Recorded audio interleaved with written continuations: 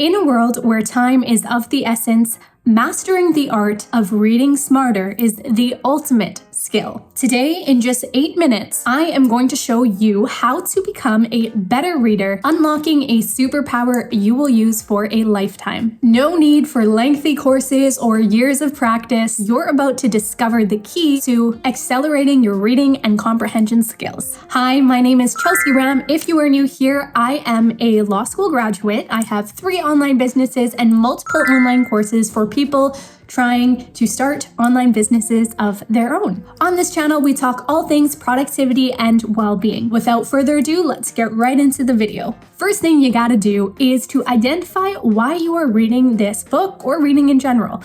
Typically, there are 2 main reasons why people are reading. Either it's for pleasure or it is for learning. Sometimes these are mixed in together, but typically, if you're reading more of a fiction book, obviously this isn't a hard and fast rule, but typically what it looks like, if you are reading a fiction book, you're most times reading for pleasure. And then if you're reading a nonfiction book, most times that is for learning. You're trying to extract some information out of it.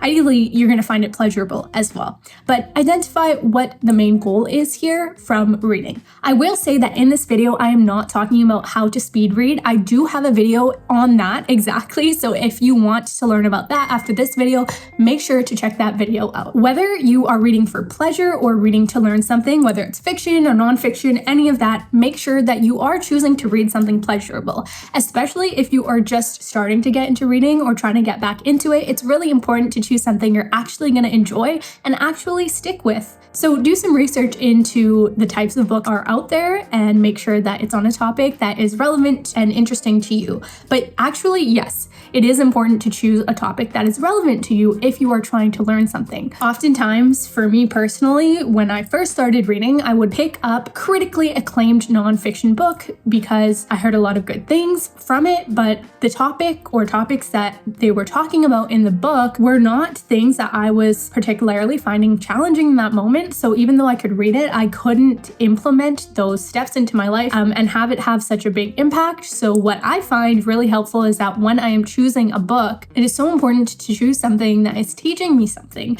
that I want to learn right now and implement in my life right now. So this video is probably going to be aimed more for people who are trying to learn from what they're reading and people who are reading nonfiction books. And what does it mean to become a better reader when you are reading nonfiction books? To me, what that means is to actually be absorbing the information and learning, because that is probably one of the main end goals that you are trying to accomplish when you are picking up a book like this. And in order to actually get the benefits of reading a nonfiction book, it's really important to actually be implementing and integrating what you are learning within your life. Other than just reading the book, which, if you're watching this video, I assume you know how to read. Of course, there are ways you can get better and faster, like in the video I just mentioned that you're gonna have to watch after this one. But reading is just one step of the journey of absorbing the information. The second step is actually implementing, and while you are reading the book, taking proper notes, even though it is time consuming and does take some energy. Taking proper notes about the book and about what you're learning. Notes are really great because it forces you to kind of extract the main points that you are reading and categorize them in a way that makes sense to you in your brain and put them on a fresh sheet of paper. This is different than highlighting or writing notes within the lines of the book,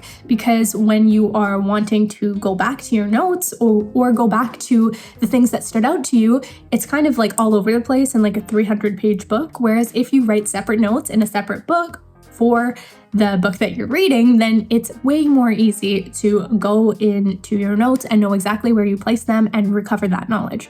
So first thing is to write really good notes with the main points of what you're reading and what you want to implement into your life. And you can write down examples of the main points that are being illustrated in the book, but don't write every single example down. Obviously, there are going to be multiple examples shared to you in the book, but just write what resonates with you. And if you read something that triggers something something in your mind about how you can implement it into your life, it's really important to write that down as well so you don't forget that and you are able to implement that. After you write down your notes in your book, what I like to do is, as I'm writing notes, at the end of my day, I will take the notes that I wrote out and I will implement those learnings into my agenda. So if I am reading a business book, I will literally take the tips that it has in there and put it in my to-do list so that in the following week, I get those tasks done and I've actually integrated those ideas into my business. And if it's not a business book, let's say it's a book on habits or self-development in some way, I will make sure to write in my agenda that I want to implement that habit